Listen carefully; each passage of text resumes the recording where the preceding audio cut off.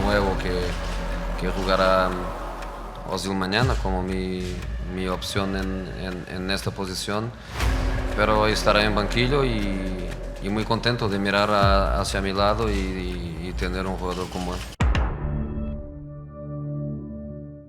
Junio de 2009, Madrid hierve de expectación. Florentino Pérez ha regresado a la presidencia del Real Madrid con una idea fija de volver al club blanco a lo más alto del fútbol mundial. Su primera gran apuesta es clara: Ricardo Kaká.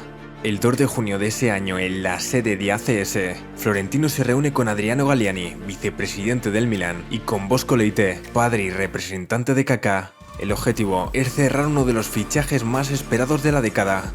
Las horas pasan, la tensión es palpable. En cada minuto que transcurre, el futuro de Kaká se juega en una mesa de negociaciones, pero finalmente llega el momento. La reunión concluye con éxito. Kaká será jugador del Real Madrid.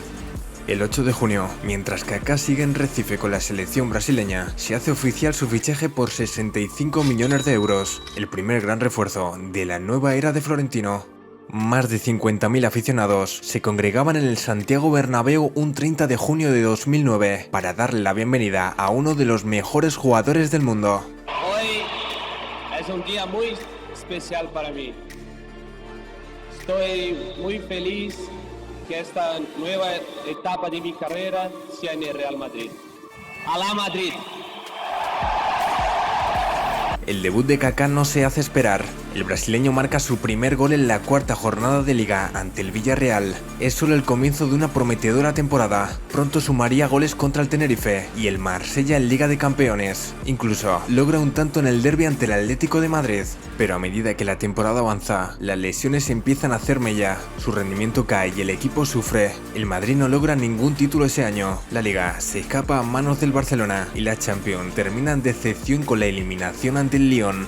Con la llegada de José Mourinho al banquillo en la temporada 2010-2011, Kaká sufre un duro revés. Una grave lesión en la rodilla, fruto del Mundial, le apartaría de los terrenos de juegos durante medio año.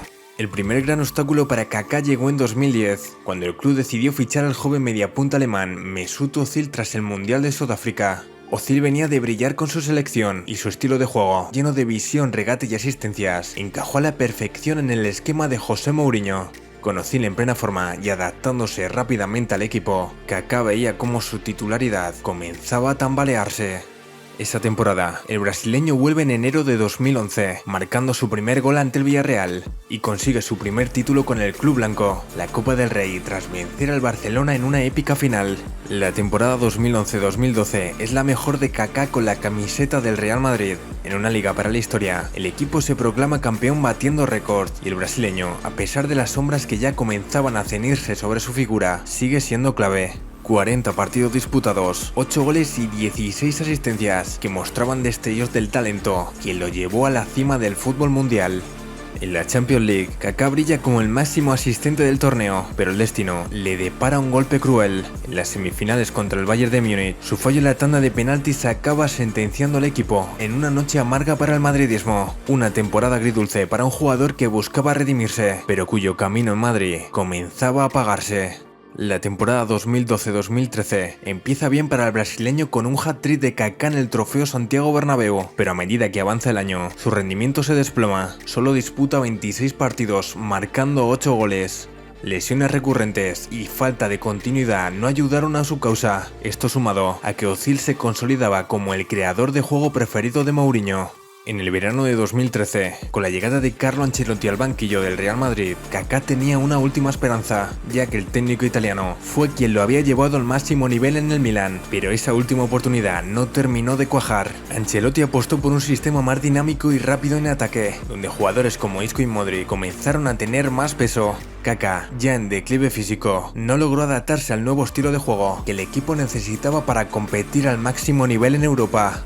Su salida del Real Madrid estaba cerca. En el trofeo Teresa Herrera ante el Deportivo, Kaká anotó sus 2 últimos goles con la camiseta blanca. Tras el partido declaró públicamente su deseo de marcharse del club. El club sabe que me gustaría salir, me gustaría que el club me ayudara a buscar una solución para eso. El 2 de septiembre de 2013, Real Madrid y Milan alcanzaron un acuerdo por el traspaso del brasileño. Kaká regresó al club italiano de manera gratuita y aceptando una importante reducción salarial, pasando de 10 millones a 4 millones de euros por temporada. 4 años después de su llegada como la gran esperanza del madridismo, Ricardo Kaká se despidió del Santiago Bernabéu. Lo que empezó como un sueño de grandeza se transformó en una historia de luces y sombras. Un jugador tocado por el talento, pero marcado por las lesiones y la competencia feroz de un club que no perdona. El trofeo Teresa Herrera fue su última función. 2 goles que, aunque simbólicos, sellaron el final de su aventura en la Casa Blanca. Kaká se marcha con la misma elegancia con la que llegó, con la certeza de haber dado lo mejor, pero consciente de que el destino le deparaba otro desenlace.